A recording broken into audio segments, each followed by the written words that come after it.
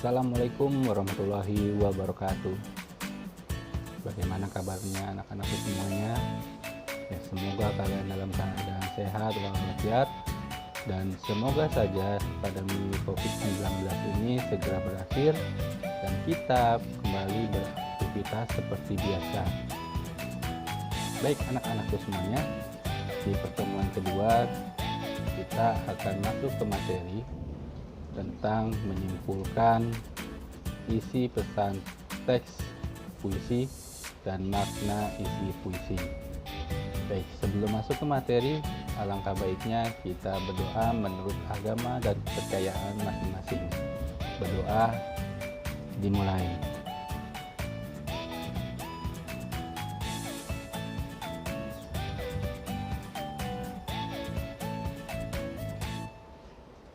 Selesai. Baik anak-anakku semuanya, kita masuk ke materi, yaitu menyimpulkan unsur-unsur pembangunan dan makna teks puisi. Kita sudah masuk ke KD 4.7, yaitu menyimpulkan unsur-unsur pembangunan dan makna teks puisi yang didengarkan atau dibaca, dengan tujuan setelah mempelajari materi ini diharapkan peserta didik dapat menyimpulkan unsur-unsur pembangunan dan makna teks puisi yang tepat. Anak-anakku semuanya, di pertemuan pertama sudah dibahas oleh Ibu Anita apa itu puisi dan unsur-unsur puisi itu apa saja. Nah, saya akan mengulang kembali apa itu puisi. Puisi adalah karangan yang mengungkapkan pikiran dan perasaan dengan mengutamakan keindahan kata-kata. Ya, sekali lagi, sebuah karangan yang dituangkan melalui pikiran dengan menggunakan perasaan dan mengutamakan keindahan sebuah kata-kata. Mungkin di waktu SD kalian sudah mendengarkan apa itu puisi. Ya. Lalu ketika di kelas 7 juga sama, kalian sudah pernah membaca puisi atau tahu apa itu puisi. Nah, biasanya puisi itu mengungkapkan berbagai hal seperti kerinduan, kegelisahan, atau keagungan pada Tuhan. Ya, tapi dengan menggunakan bahasa dengan bahasa yang indah. Baik anak-anakku semuanya, selanjutnya adalah unsur-unsur fisik pada puisi itu ada 4. Yang antaranya majas, kata-kata konkret, perlambangan, dan pengimajian. Nah, materi ini sudah dibahas oleh Ibu Anita di pertemuan pertama. Jadi diharapkan kalian bisa memahami apa itu majas, kata-kata konkret, perlambangan, dan pengimajian. Nah, baik anak-anakku semuanya, di depan kalian ada sebuah puisi yang berjudul Senja di Pelabuhan Kecil yang diciptakan oleh Khairul Anwar. Nah, baik, kalian boleh simak video berikut, dengarkan baik-baik, lalu coba kalian maknai isi pesan dari puisi tersebut. Senja di pelabuhan kecil. Ini kali tidak ada yang mencari cinta. Di antara gudang rumah tua pada cerita, tiang serta temali, kapal perahu tiada berlaut, menghembus diri dalam mempercaya mau berpaut. Gerimis mempercepat kelam, ada juga kelepak elang menyinggung muram. Desir hari lari berenang, menemu bujuk pangkal akanan, tidak bergerak dan Kini tanah air tidur hilang ombak. Tiada lagi aku sendiri berjalan menyisir semenanjung. Masih pengap harap sekali tiba di ujung dan sekalian selamat jalan. Dari pantai keempat, seduh penghabisan bisa terdekap. Khairul Anwar 1946.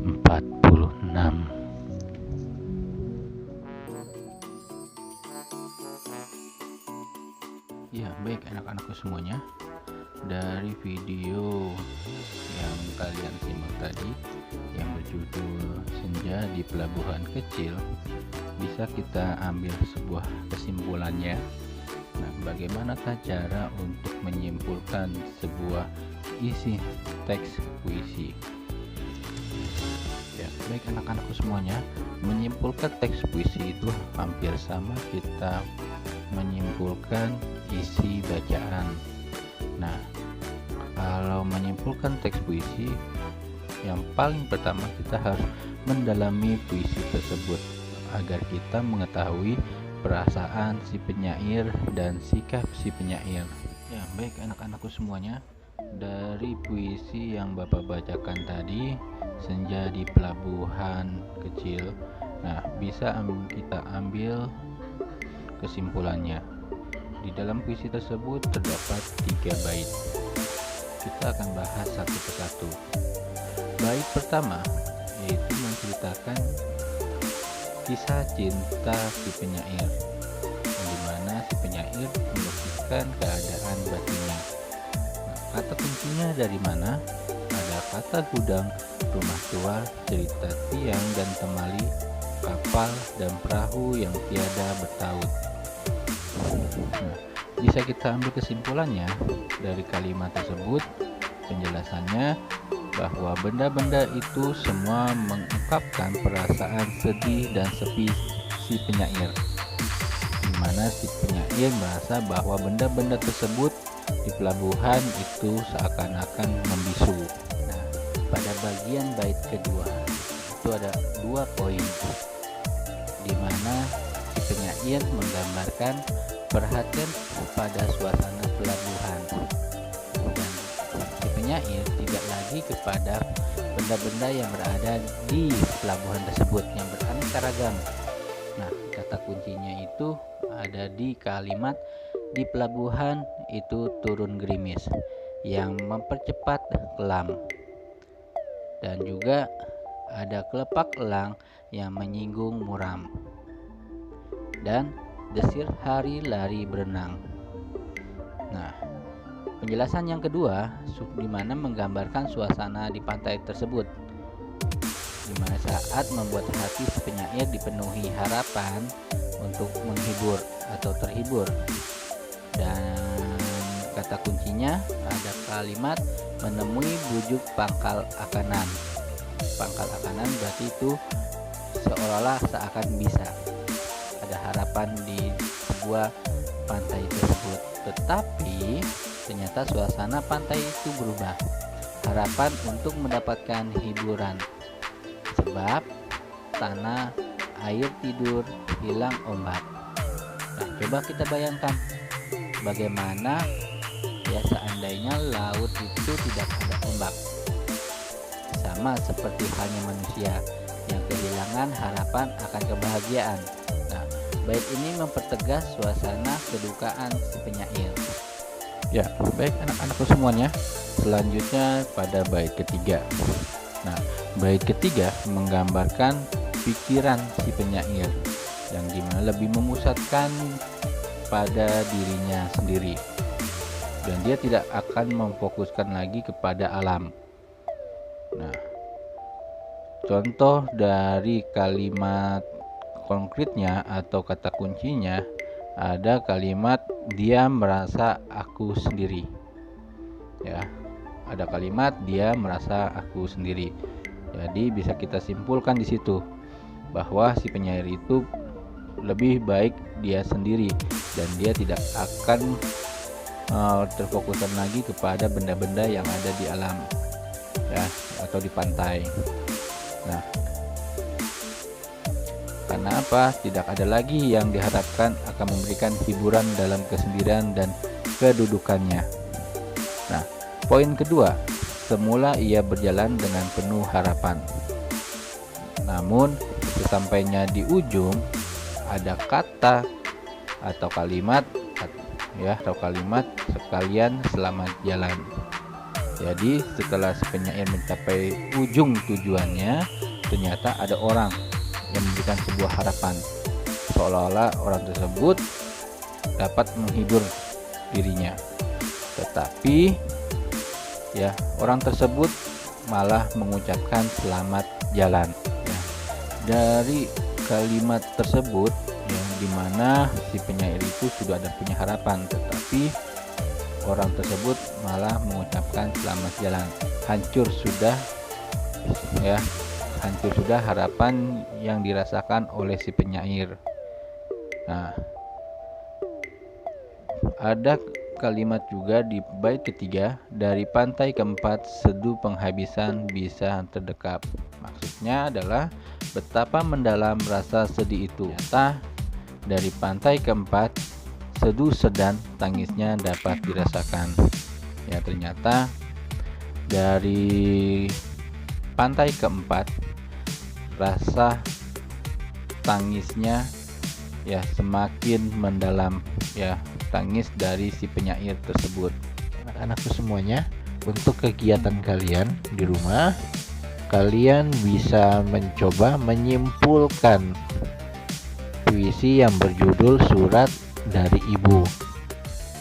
Puisi tersebut bisa kalian lihat di buku paket dengan format ada beberapa bait pada puisi tersebut. Ada 4 bait. Kalian bisa isi kolam yang Bapak sudah sediakan. Nah, di situ ada bait penjelasan isi kata-kata petunjuk dalam puisi. Di kolam penjelasan silakan kalian menggunakan bahasa sendiri. Dan untuk isi kata-kata petunjuk dalam puisi, bisa kalian lihat kata kunci pada bait pertama, bait kedua, ketiga, keempat. Untuk pengisian kesimpulan, silakan kalian menyimpulkan dari penjelasan yang sudah kalian jelaskan. Baik anak-anakku semuanya, untuk materi selanjutnya Bapak akan jelaskan di pertemuan selanjutnya, yaitu tentang jenis-jenis puisi. Jenis-jenis puisi itu ada 3, puisi naratif, puisi lirik, dan puisi deskriptif. Baik anak-anakku semua, demikian penjelasan dari Bapak. Semoga bermanfaat, dan jika ada pertanyaan terkait dengan tugas, silakan kalian WhatsApp Bapak. Demikian, Assalamualaikum